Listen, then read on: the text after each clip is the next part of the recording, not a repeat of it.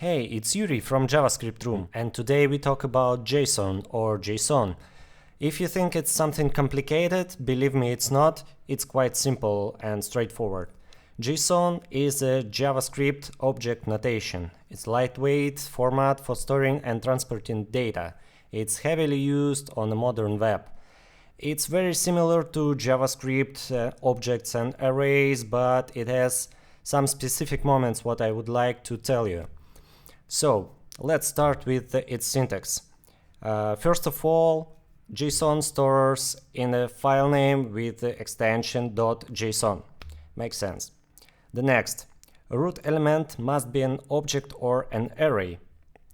For example, as you see, it's very similar to JavaScript object. We have a key value pairs. And in case of array, we have a collection here. We can have simply string, we can have nested array, we can have an object, and it's all correct. So remember, just two options, either array or object. All right, let's go next. All keys must be double quoted. Right, all the keys. You see, in JavaScript it's not required to make them double quoted, but in JSON they must be double quoted, otherwise it shows that hey, it's not the valid JSON syntax. That's important to remember.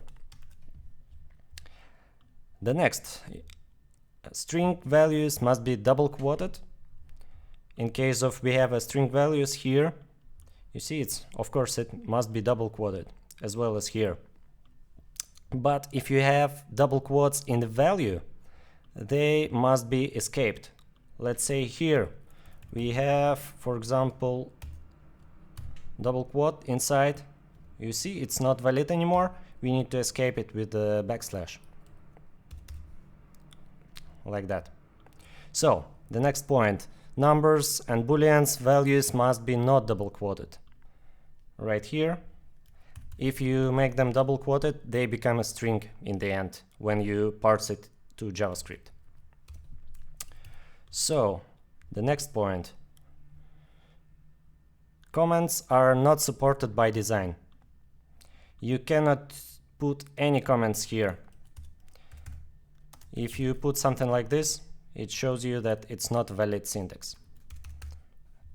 Also important to remember. And the last point is the no trailing commas. If you can, in JavaScript, this might be valid, but in JSON, it's not valid. So you cannot use commas in the end. So that's basically main things about the syntax. It's all you need to know about JSON syntax. And now let's talk like couple quick things about working with JSON in JavaScript. A browser's environment, same as Node.js, they both have JSON, global JSON object for work with the JSON format. Basically, you need to know just two its methods, parse and stringify. So with parse, you can take argument which is a string, and you can convert it to object or array JavaScript. So for example, let me show you right here. I have a Node CLI running, and I can do JSON parse, and I pass to it a string as an empty object, and you see I have an empty object. And what if I pass it something like an object? Yeah, we have an error because it's not a string. It always takes a string, and its output will be array or object. For example, let's try array. Yes, it's an array. And another method is stringify. So I could, for example, check it here that you can see it's available on browser as well. Stringify. That's opposite. We take an object and it returns a string containing the object. So that's basically two methods what you need to use most of the time in Node.js or client-side JavaScript. That's basically what you need to know about JSON. As you can see, it's very simple, very straightforward, just few rules. Remember these rules and you will never have any problems with JSON.